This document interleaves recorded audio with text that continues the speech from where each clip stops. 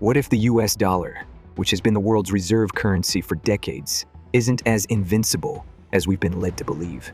What's really happening behind the scenes that could make the global financial system completely flip on its head?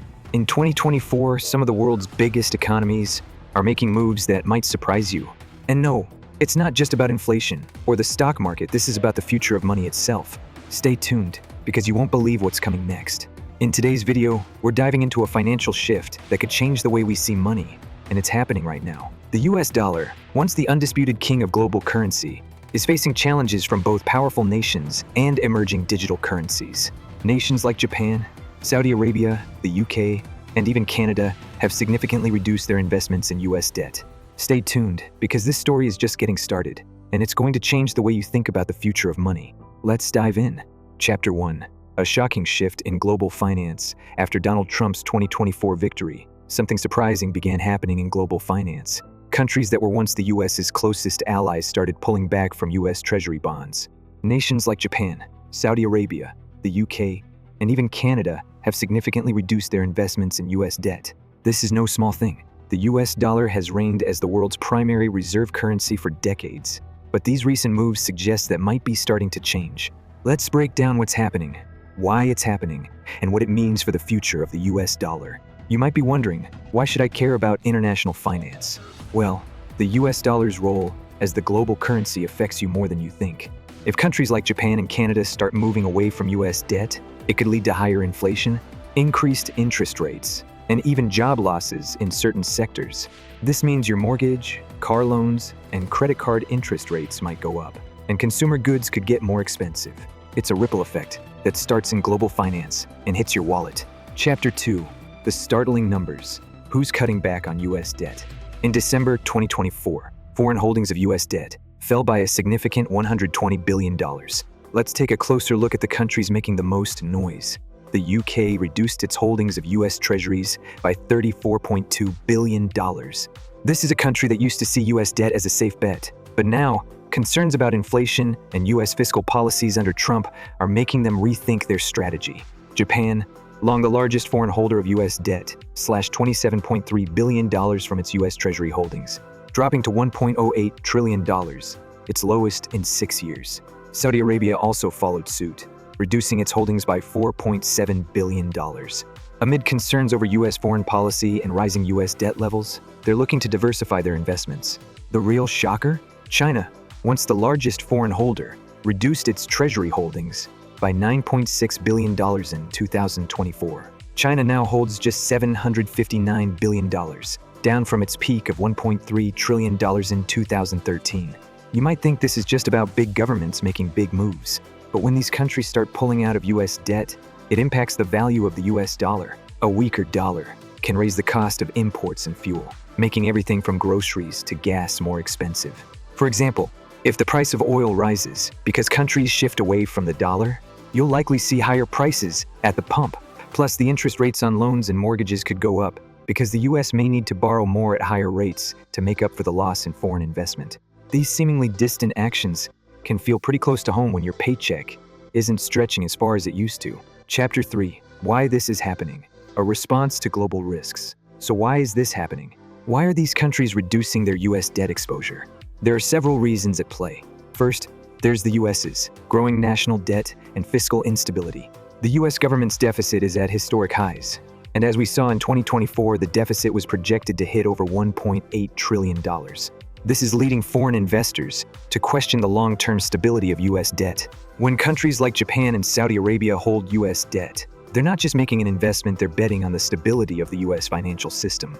But as debt levels climb and political uncertainty increases, they're starting to hedge their bets. Second, there's the broader trend of financial diversification. Countries are reducing their reliance on the US dollar and moving towards other safe haven assets like gold and local currencies.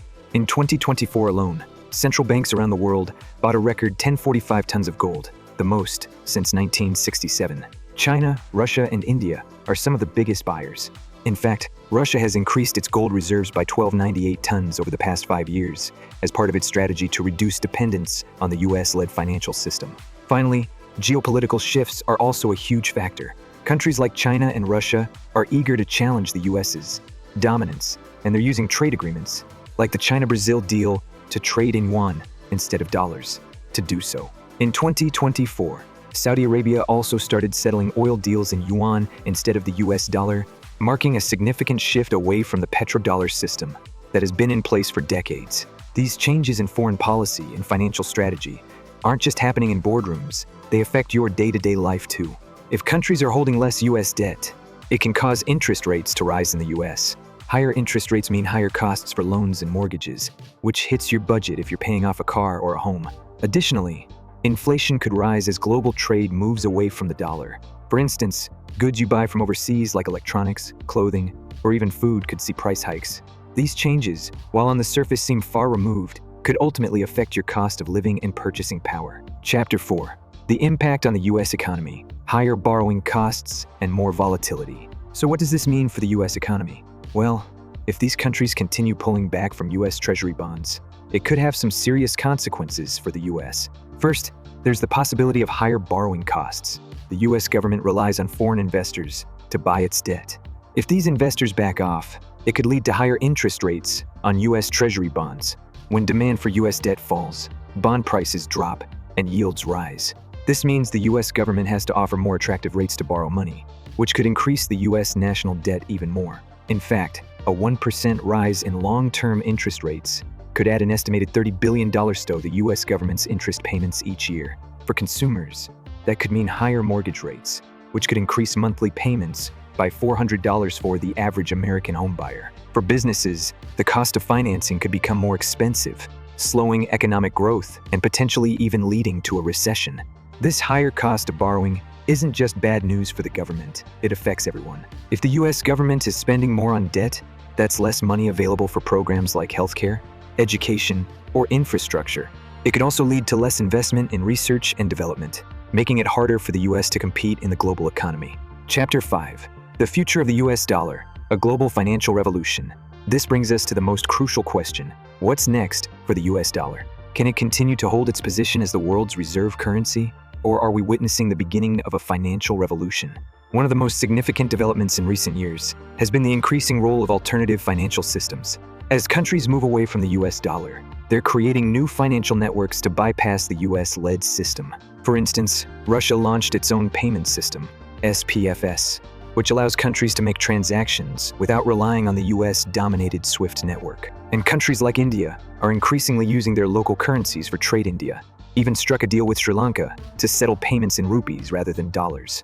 Gold is also making a big comeback.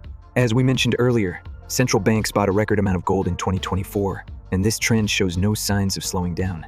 As the US dollar faces more competition, gold is being seen as a safer alternative, which could increase its value significantly in the coming years. In fact, gold prices rose 40% in 2024 alone, as investors flocked to it as a hedge against currency devaluation. Finally, there's the rise of digital currencies.